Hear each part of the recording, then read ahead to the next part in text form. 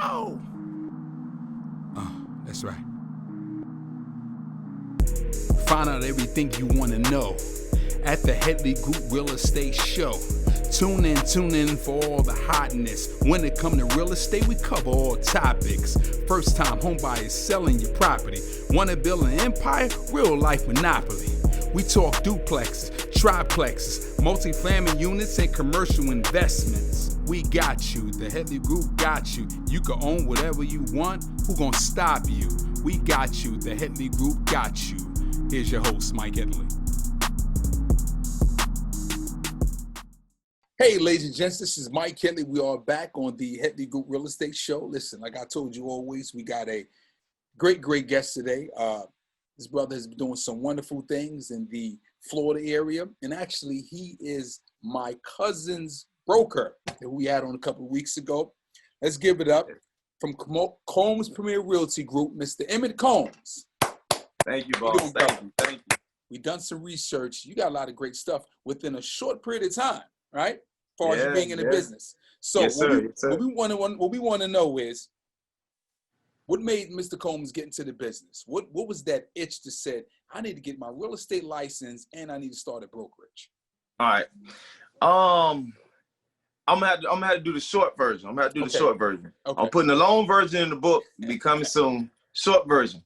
Short version is I did some time in the oil field. I helped some oil companies make a lot of money, and there was running crews, and like I just have this thing. Anytime somebody give me a challenge and they say it can't be done, it haven't been done, you won't be able to do that, then that gives me the gas, it gives me the fire to push forward and prove them wrong. So when I was in the oil field, they said the same thing, because I was like one of the few black people who moved up into management in the oil field, such a short period of time. So I was getting promotions in the oil field like every 6 months. And you had people that have been out there for 10, 15, 20 years, same position. Wow. And so in the oil field, I seen because I'm not going to go into the details of that position, but I spent 5 years in the oil field. And there you had to make the decisions, like you're making companies $100,000 a day. All right. And if you made bad decisions, you lost the company $100,000 a day. So decisions meant everything again. And now I'm gonna tie this into the financial aspect of what we, briefly discussing before the show. Okay. Every decision has to be a financial decision. Correct. Every decision. In the oil field, you can make a bad decision about, I'm gonna fly the helicopter one more time, and that flight could cost you $5,000 in the hole. Wow. Right. But at the same time, that not flying that flight could be somebody's life, because that could be the only exit out for that day. So everything always have a monetary aspect behind it when you're talking about decisions. So now, reflecting back to real estate, what got me into real estate? The oil field wasn't it. All right, the oil field wasn't it. You working 6 weeks in a row, 2 weeks off, or 6 weeks, 3-day reset, 6 more weeks, and you spending all this time in the oil field. You seeing like what type of life you don't want to live, but at the same time, you seeing how much money you make in another company. Mm-hmm. All right, and it's all with your efforts, your knowledge, your decision making. And I seen that I was taking companies that was in the red on the daily into a green, and beyond. Correct. I said, man, I got to do this for myself. Correct. The first thing I did before I left the oil field was purchase me a home, turn it into a cash flow investment. I understood from that first experience of home ownership that we needed better people to represent us, because I felt like the person that did the transaction didn't do me any justice. When we closed on that house, that person went and shook the seller's hand, hugged them, congratulated them, and walked out. I'm sitting here like, what just happened? You know what I mean? And of course, my representative didn't look like me. And so, you know what I mean? So I'm like, did I just get screwed over? What? This is my first experience. I'm supposed to be happy. I felt like that person stole that joy. They stole that experience from me. And so ever since then, I've had a burning desire to make that up, to make sure that if there was somebody else like me making their first home purchase, that they had the right representative. They had the right person representing them. So from that, I've never really lived in that house. It was a house I purchased in Georgia. But that's when the wheels start turning. That's when the wheels start turning. From there, we started buying houses like every other year. So every 2 years, we was buying houses and turning them into investment. But I had to put together a strategy to get out of the oil field. But my whole thing was creating the cash flow, giving me the cushion to be able to start a business to, at least provide for me some cushion for my life until I get this thing together. So the taxes, the accounting part is where I launch again. I'm gonna breeze through that, but it's the financial aspect behind it. When I was building the accounting business, I did very well, and I used the same model that I built the real estate business with the accounting business, and that's just I call it guerrilla marketing. Guerrilla marketing. Marketing. Okay. And I was at a crossroads in that business, and the crossroads was that I use this to get me out of the oil field. Mm-hmm. I have cash flow coming from the investments. I've been really good at helping people find investments no matter where they was finding them at. We bought places we have a place in Charlotte, North Carolina. We have an investment there. Okay. Yeah, so we've been buying them in any states. It doesn't matter, because as long as the financial numbers work, I know how to reverse engineer, make sure the cap rate is good, cash flow is good, and we positive every month. So I'm good on that. I was good on that. I always been good on the numbers. So my wife came to me one day and she's like, I was studying, I was taking courses to become a CPA. My wife walked in the room one day and she goes, how much is the real estate class? And she turned around and walked out. Planting the seed. And I just, Google, I ain't responding, Googling. So I canceled the classes I was taking, become a CPA. Okay. And I registered for the real estate class. Wow. Okay. And the rest was history. But she knew that, because we had to fire real estate agents in North Carolina when we was buying properties there. I had to fire real estate agents here when I was buying an investment here. I had to fire them, going like, man, these, nothing against real estate agents, but correct. I ran into too many people, that just did not serve me any justice, and they didn't serve me any justice. I know they wasn't serving a lot more, more correct. people any justice either. So, just getting into once I launched that, man, I knew from once I got my real estate license that I was going to be a broker in exactly 2 years on the dot. Wow. Okay. Because I also knew that if I followed the model that everybody else was teaching, I was going to end up like the people that was representing me. Good point. Good point. So I never had any interest on joining and running and going with any brokers, but I ended up starting with a brokerage. I thought they had the best training, which that's what everybody sell you, but I realized that just wasn't true.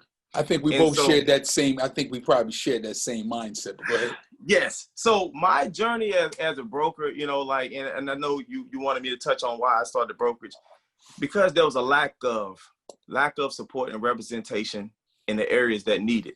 And it's not just for the consumer side, it's also for the real estate agent side. So one of the key things that like I sit down and I talk with the agents about is, investments, cash flow, making things make financial sense. Right. So, we have a couple of agents this year that my brokerage is young. Let me just say that the brokerage is young. I don't have an agent on the team that has more than 3 years of experience. Okay. And we have 4 agents this year that's passing the net commission is over $250,000, and we're not 100% brokerage. So we're sitting down with them now about creating cash flow. So their goal is not, hey, let's see if we can sell 100 homes next year. Their goal is, hey, now let's see if we can, create the cash flow, because you got to start creating a retirement aspect. And so therefore you're doing double, but you're not working double as hard, twice as hard. So, so now we have different goals for them now. And so, we have, things set up for them to start incorporating, making sure they're starting to operate as a business and not as a sales associate. So we're putting some things in place to really push and elevate them to a different level as well. But everything numbers wise, it has to make sense numbers wise. So we had an agent that when he came over, he was interested in investments, but he was also interested in getting into the nice communities, which most agents do. Most agents want the pretty nice houses. And I just, a numbers guy. I told him, you can't be. So let me back up a little bit. The brokerage, I made it my business not to follow any other broker, real estate agent, anybody in the business. When I first started out, the first maybe 3 years, 4 years, I did not follow anybody, didn't watch anybody, because I didn't want to emulate anything anybody was doing in real estate. Okay. So all the ideas that I do, none of it comes from real estate. Again, because I know that I'm doing something far beyond. I know that what we have going on, even with the culture, is something different that people haven't seen because it doesn't come from real estate. Correct. So, let me interject and ask you that. Mm-hmm. All right. So a consumer would say on the outside looking in, mm-hmm. or a viewer watching, then where did that spark come from? I know you mentioned guerrilla marketing. Where did you say, well, let me do, because my mind run the same way, but what made you say, well, if you didn't model anything, like where did that come from? I have some experience. So I have some experience in the music industry. My brother, he's heavy in the music industry. One of my close friends, we call him my brother, Boom Man. He's the CEO of Authentic Empire in Atlanta. Okay. All right. And so me and him was close. And so he spent time in the oil field with me as well. And I seen his path. He's like a big brother to me in the business stuff. So I seen his path. And you know, I know he had his challenges, but I like what he was doing as far as presenting the opportunity to people in those careers. And I sort of emulated that model, but in the real estate world. And nobody really knows this. I think he knows it, but nobody else really knows this. But that's what I emulated. Him, and it was a couple other people that I know that really blew up in different industries, none in real estate, different industries. And I used their model, and the model had to do 4 elements. So and I'm gonna talk about it in the book. It had to have 4 components to this, and it had to, you know, impact other people's lives. It had to, you know, impact the community. It had to be a charity of some sort, and it had to be a teaching form. So those are the 4 main elements of the success formula. And in each model that I looked at, they all contain those 4 elements. And so he don't focus or he don't talk about it, but it contains those 4 elements, and it still impacts the community. And so, and like once I looked at it, I was like, man, everybody when I look at, okay, I'm this person over here, he's doing, his system is different, but it contains those 4 elements. His system is different, but it contains those 4 elements. So I said, you know what, I'm gonna make sure that my system contains those 4 elements. And so that's the system I built the business and everything off of, those 4 elements. And so go ahead. I'm sorry. Go ahead. I'm listening. No. Go ahead. Well, the only thing I was going to add to that is when I'm asking, based off of that foundation, did it build a strong culture kind of within the company? So this way it spiraled into hey, you guys got to come over here. We got something good going. Okay. So starting out, right. So my journey, let me just say this.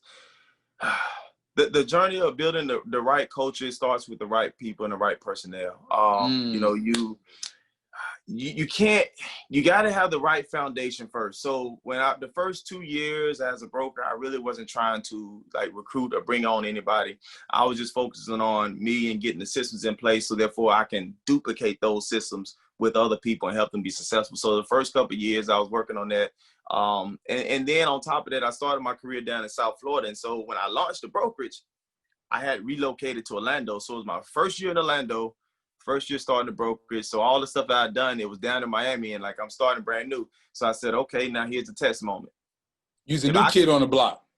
New kid on the block. So if I can duplicate what I did down in Miami, I know I have the formula. I'm cooking up the right formula. And so I went to work. So my first year as a broker was a test broker, a test moment for me in a new market.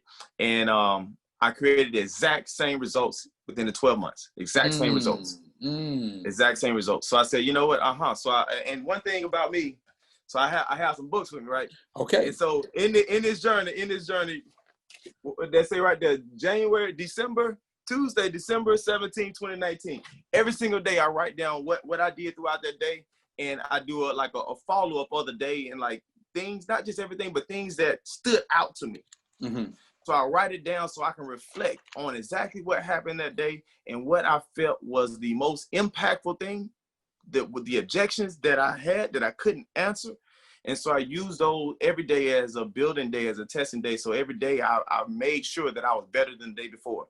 And I've been doing it ever since I've been in real estate.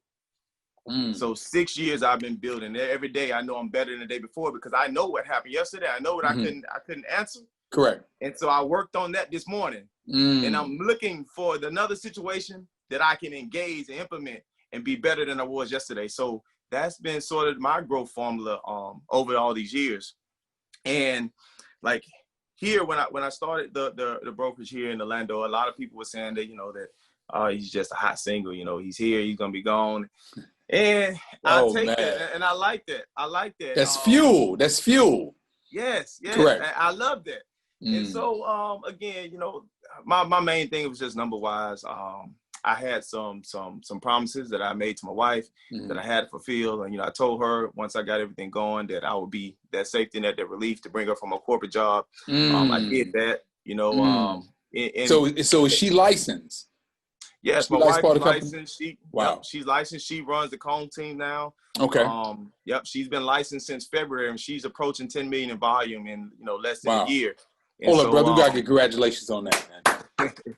Thank you. $10 million in volume within what's that short period of time? Less than 12 months. Less than 12 months. That's going to be a highlight on our show right there. We're going to highlight her. And what is her name? 12 months. What is her name? Tamara Combs. Tamara. Okay, Miss Combs, we give you congratulations on that.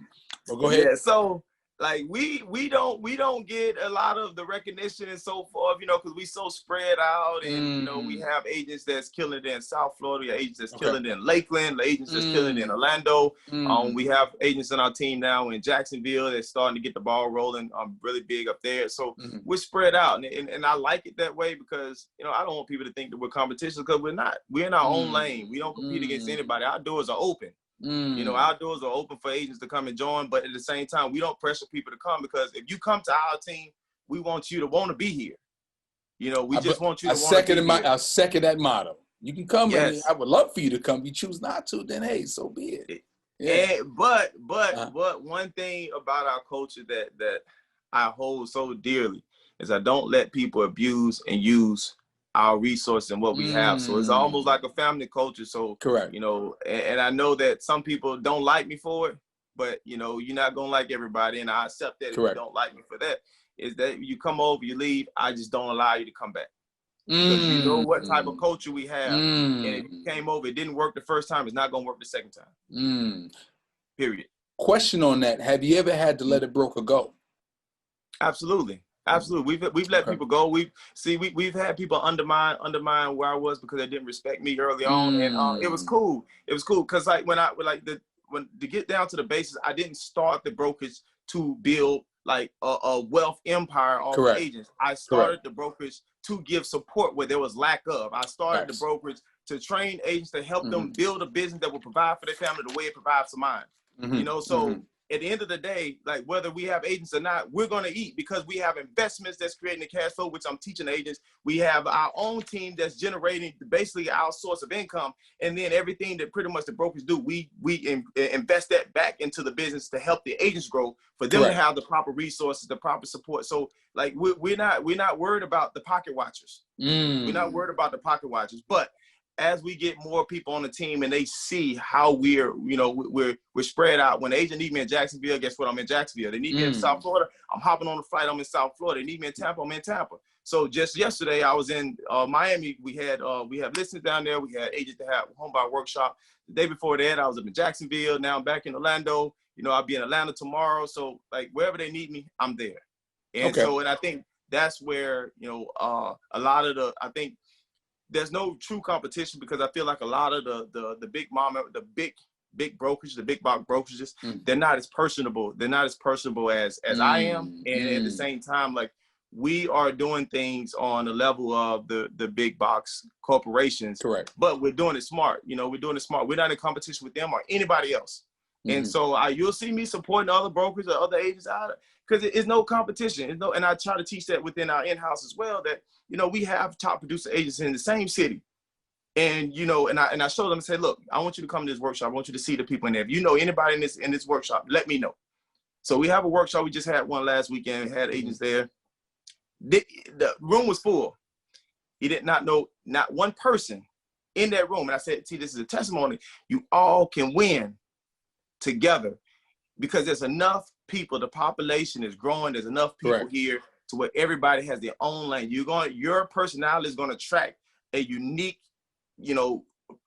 people. It's going to attract a unique type of people that's going to gravitate towards your energy, gravitate towards your market. Everybody's going to have their proper share. And that's like, that's why you have to support your counterparts. Is that if they're your sister or your brother, like that's going to help you grow further than it was if you was out here on your own and not wanting to support other people and feel like you was in competition with everybody. Exactly. You're not in competition with anybody, honestly. You know, but people take the energy, they receive the energy, they understand the energy that you put out towards others. And they either like it or don't like it. In most cases, when people try to be in competition with other people, people don't like that type of negative energy because we as a population, we are not as supportive as we need to be. And people see enough of that fighting, bickering, you know, back and forth. They see enough of that. People are looking for role models and where we can do business together, uplift, support, and win together. Like everybody winning. So why can't we win together? Why you have to win over there and you win over there? Why can't we just win together? And so that's what we're creating. We're creating that type of model where, you know, we win together. As I open up doors, I want all the agents to follow through. I want all the agents. If I open up doors to Atlanta, I want agents to do business in Atlanta. I don't want them to refer any more business. They refer business. I want to refer in a team. So therefore they get real splits and not just referral fees. I want them to learn how to grow without boundaries. Correct. You know, like they have to understand what this social media and what the internet has done for us, and they gotta step outside the box and see that there is no limits. You putting limits, you're snipping your own wings. That's right. You're able to fly. Don't snip your wings. Just follow the instructions, follow the guidance. I want you to fly. If you fly higher than I am, then cool, because you already was a boss. Hey guys, thank you for watching our show. We're gonna interrupt you real quickly. We are in the business of referrals. If you know someone looking to buy or sell, residential or commercial, here in the North Carolina area, refer us. We really appreciate that. Take that in and say, like you said, I am a boss. Get it in here and then go ahead and maximize it from a physical standpoint. Question I'm asking you is, you said so much, Bill, I got to unpack a lot of it. Let me unpack the part when you said brokers, they need you, you're on the plane, you're there in a minute to support them, which is ideal. Absolutely. We're going to shift the conversation because we know everything sometimes ain't good in real estate, right? Sometimes when you want to stress yourself out, give us a moment where maybe yourself or a broker, you have to say their name, probably share the story, where it was a rocky deal. And you said, oh my God, you had to make some calls, you had to send some emails, like walk us through something. So this way we have a good idea of how you pull through that. You might teach us something. Rocky deal. Man, we have rocky deals every day. Every day, I know, right? Okay, so I'll say we have a current deal now. And the situation is the agent was communicating too much, too transparent with one of the sellers. And the thing about the deal is that, you know, sometimes you can do your job too good. And then, you know, it just all depends, you know, how they receive that. And so in some cases, everybody is not receptive to allow you to be good at your job. So in this case, they was too transparent with the seller about the different offers and communication and things that was coming in. And I had to sort of teach him, like, look, don't communicate everything that comes in to your seller. You know, get the information, put it together, make sure that, you know, the communication is going to be as solid as you deliver it. Make sure you also have two agendas with every opportunity. All right. So we all know as real estate agents, you know, our goal is to sell. And that's cool. But if you do that, then you sell yourself out of business. So you always have to know that, look, you have a tight window. All right.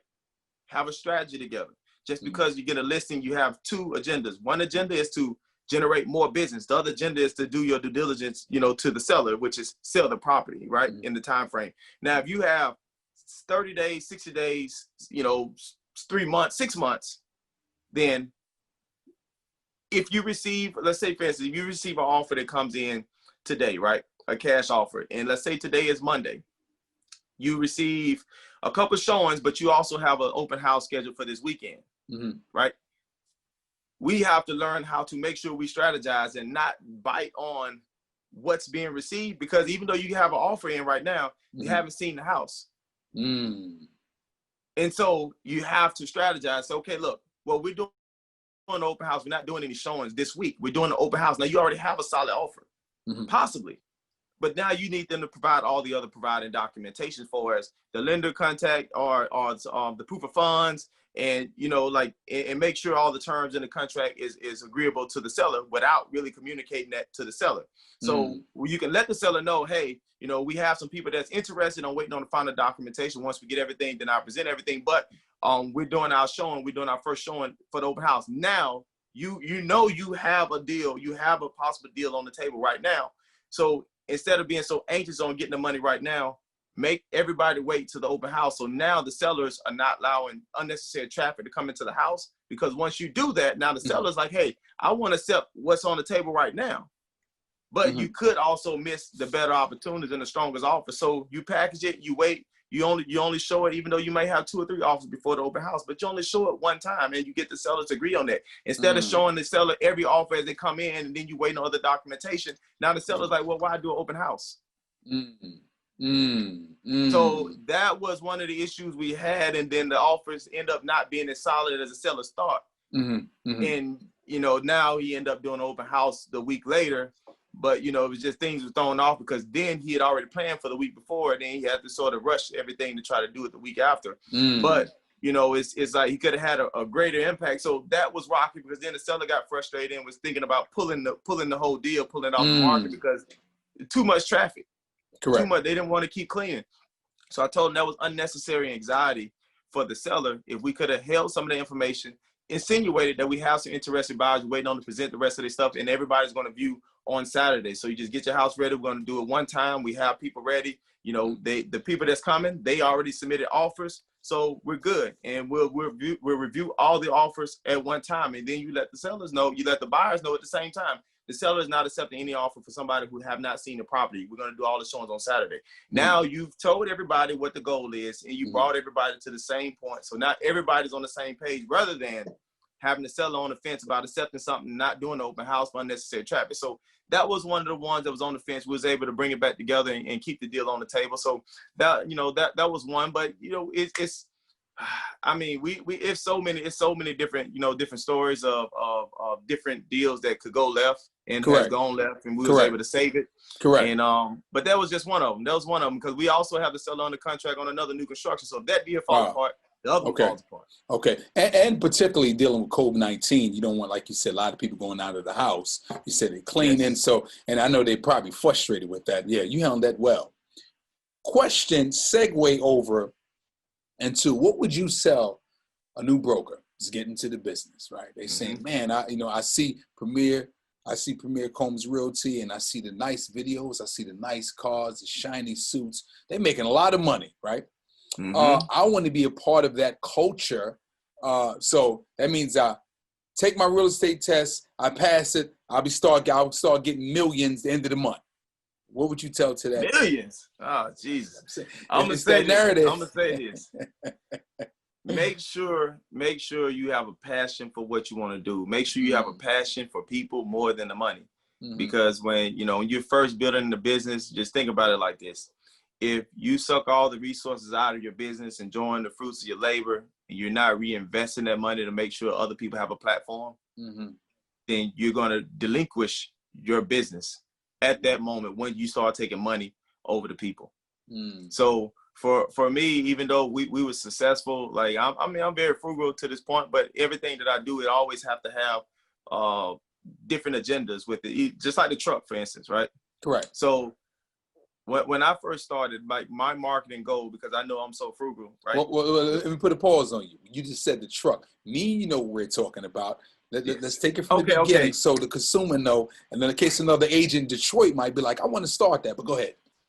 So we purchased this year. We purchased a U-Haul truck. We got it wrapped with the company marketing. But every marketing, everything that I do, it always have to have two purposes to it. Okay. All right. So I didn't want people back it up. So I've been solicited for billboards, all type of stuff when it comes to marketing. But for me, my agenda is if I can only use this marketing one time, I'm not interested. It's useless. Exactly. It's useless. If I'm going to do a billboard, I'll pay for the billboard, but I'm not going to pay to place it. So if that's the case, then I have to look at my options. That means the billboards you see on the streets, those are not options. But what you do see within my areas in which we do business, you see a lot of banners, you see a lot of billboards and local mom and pops, and these are places that we paid for the billboards, but we didn't pay to place them in the location. We're adding value to the community on a smaller scale, so a lot of people don't see the impact that we're making because our impact is personal. Okay. And by the time most people see our impact, it's already it did the whole coronavirus spread throughout the community. People already know about us on a very intimate level. So by the time most people see us when it comes to social media and whatnot, our banners, we already have banners up in businesses all across the community. We've already been supporting the small businesses, sponsoring their stuff, helping out with different events and so forth. We've been making our impact in the community already. So I've never really been big on, the big, broad picture for the show. I've more so been involved in and interested in making the impact in the community. So back to the truck. When I first started, I had a truck, a F-150 when I first got into real estate, and I had custom paint. I had custom paint my real estate stuff on the truck.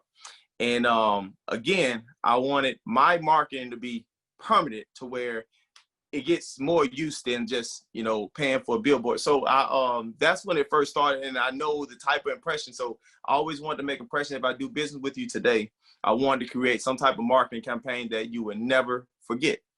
So now I know the truck was more so for the agent stuff, but I wanted to do something. The F-150 that I had before that I had painted was more so for me as I built my business in real estate as an agent. But now as a brokerage, I wanted something that the agents could utilize. So right now, one of our agents in Lakeland has a truck. He had it for like a week, helping his clients. But I wanted something that had multiple purpose. The multiple purpose is I want to make sure that people know that we're in the community. If we need, the truck right now, it facilitates moving furniture for us, furnishing houses for staging. So we have our own furniture that we stage houses that need staging for our listings. So we have our truck for that. We have truck for help people move. We also deliver, our closing gifts in the truck. So we want the impact to be big. We want people to know when we pull up in that truck, it's something special going on when you see that truck.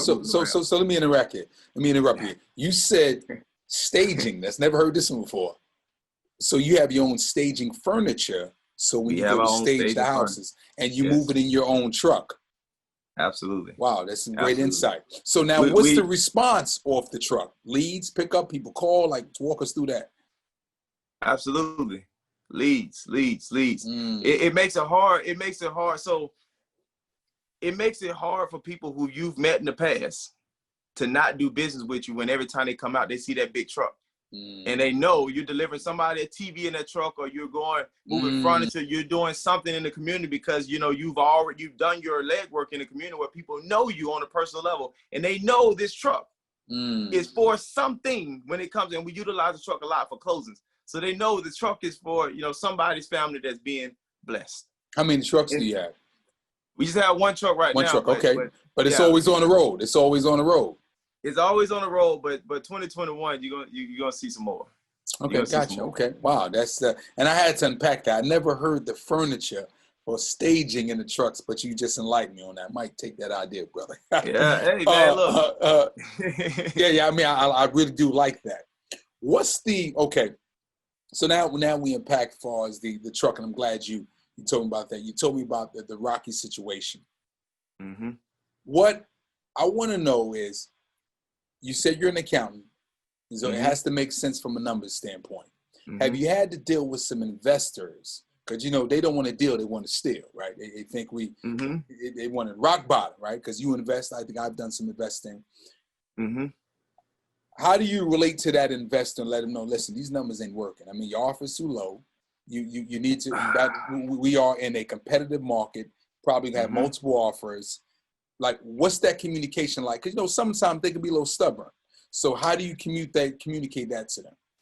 So my thing when it comes to investors is that I'm not going to teach you the investment game.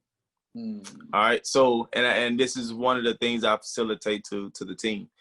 You don't want to teach investors the investment game.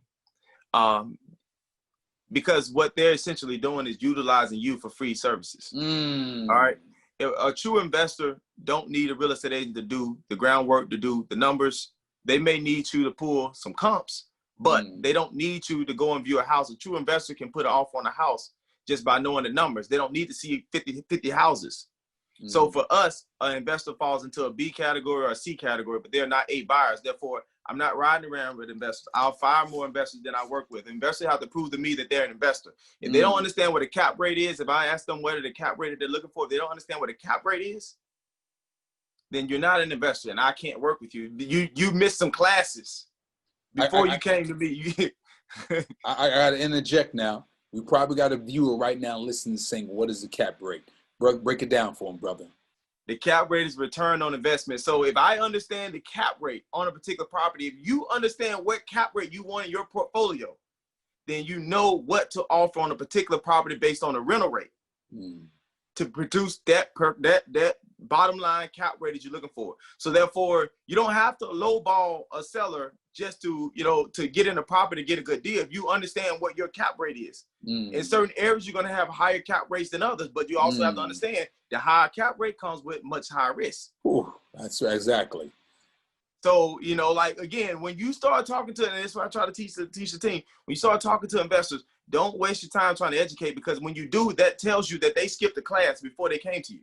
Facts. I second that. I agree with that 100%. Correct. And it's a lot of good people out here that's teaching investments, and you don't have to, you have your real estate license and so forth. So what I do teach the agents, if they want to get into investment, then we have this thing called the playbook, which I'll be releasing the book here in 2021. But the playbook talks about plays, and it talks about plays in which they can put into their weekly agenda that generate whatever opportunity they're looking for. So for instance, in your playbook, I think most people understand football.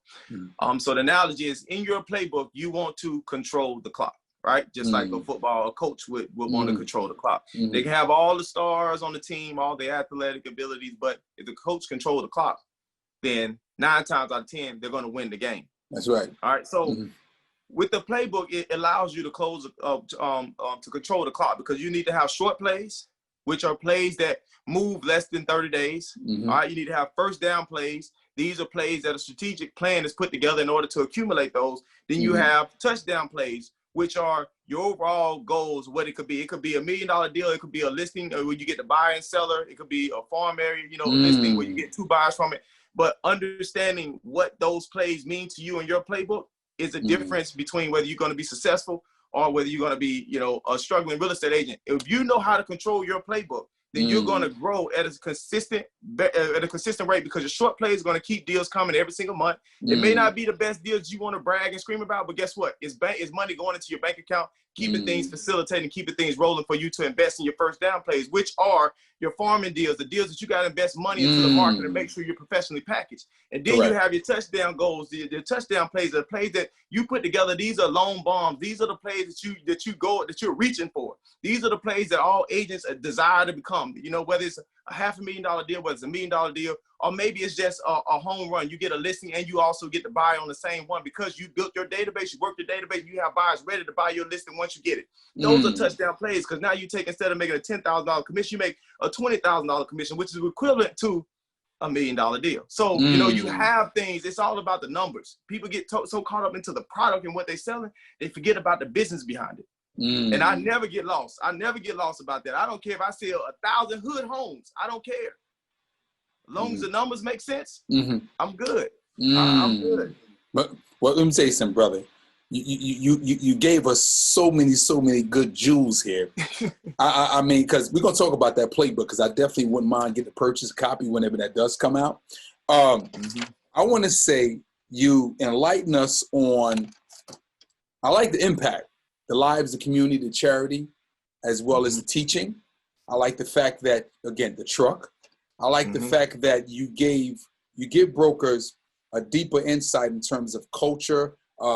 Sometimes you don't have the best companies that look like us and have our interests at heart. We appreciate that.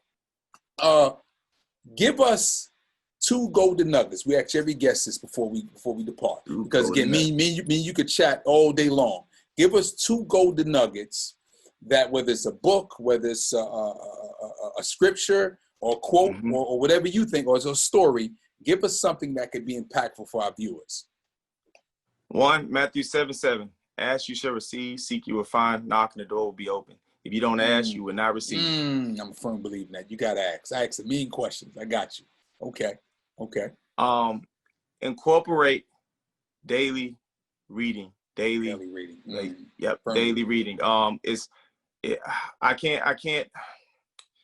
It's almost that part is one of the best nuggets I can give somebody when it comes to like their growth in real estate, because it's like an investor. And I tell all first-time home buyers at these workshops, like, as an investor, if you want to purchase an investment on your first property, my question is, how? How? And it's not how as in how do I make this transaction, because you're going to have help on how. But my question to you is, how do you know what a good investment looks like? Most people don't prepare themselves to be able to recognize what a good investment looks like if it slapped them across the face. Because the education's not there. The education's not there. So you have to fertilize the soil, fertilize your mind. Where when you see something, you interject, you engage, you move forward aggressively, because nothing is going to point out. So one of my first investments that I made, that was a flip. We made over 6 figures. We only kept it for 1 year. My wife fought me. My wife fought me on this. And she she did not want to move in that house. I said, cool. I live in the house and I renovated myself. I did everything myself. I renovated the house overnight, did real estate during the day. But I knew this not the first. My first investment was a horrible investment. But I think we all had them stories. The first one. Yeah. And so this was maybe like our third or fourth investment. But because of that, and I was able to continue to grow and continue to read and continue to learn, see where I made mistakes at before, I recognized how great of an investment it was because of my experience and the fertilizer I've been feeding my brain. So when I saw it, I said, I don't know who appraised this house to list it at this price, but this is crazy undervalued. I was like, man, this is a steal. My wife's like, no, that's the hood. No, we're not getting that. No. We moved in we purchased the house from an auction. She fought me hand and nails. The lender tried to back out on the deal. They tried to bring in structural engineer and say the house, all type of bogus stuff to try to get us deterred from buying the house. If I wasn't educated, if I didn't educate myself and was so strongly confident about this investment, there was all signs to say, turn away, don't go back. My wife was saying that the lender was saying they're not going to do it. I brought up, okay, well, if you don't want to sell this house after we agreed to move forward, you denied our loan. We went got our own lender that approved the loan. So you're telling me right now that it must be something else about this process in this house that you don't want to sell it to me. When I have the lender to sell it, is this discrimination? What is it? As soon as you start screaming out, as soon as I mention discrimination, boom, we got it approved. We move forward. We close on the house. I had my own structural engineer. They tried to say that the structural engineer, the structural cost like $30,000. I sent my own people out there, and it was like, okay, it's $1,500 for the work that needs to be done. So it's just understanding, like, that's how you understand. You educate yourself and you fertilize your mind. So when the grass is green, when the grass is ready to grow, you know where to water it. Wow. And so reading books in the area and generic, and Kalia could take this out because she wants to get in commercial. So I instructed her on, direction to go for is the reading the books and continue to, read in the commercial area. But it's about like fertilizing your mind in the area that in the place where you want to grow, so you know where to water it. Correct. And so when you see the opportunities, you don't have to worry about somebody else's opinion. So when I first bought one of my first investments here in Orlando, which turned out to be the second $100,000 profit deal that I made on the flip. Wow! Congratulations! I had to fire 3 real estate agents in order to acquire it because they all tried to point me in another direction. They didn't understand the numbers, and like their minds evidently wasn't fertilized enough to be able to know what a good investment was. Correct.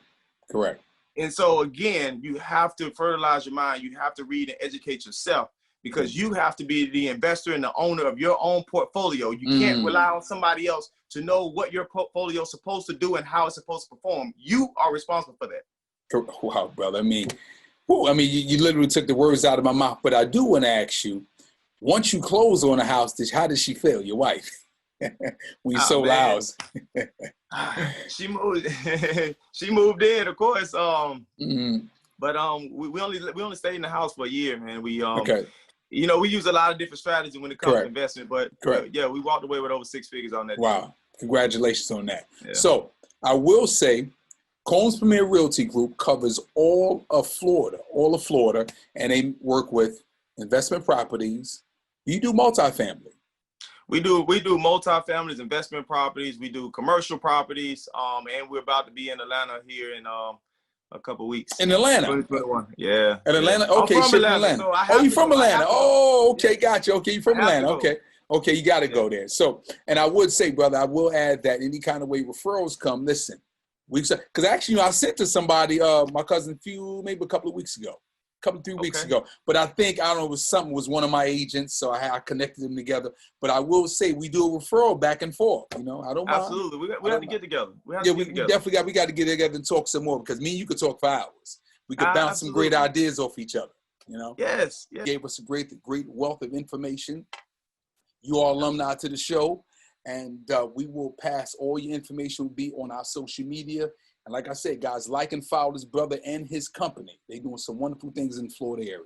This is Mike Headley on the Headley Group Real Estate Show.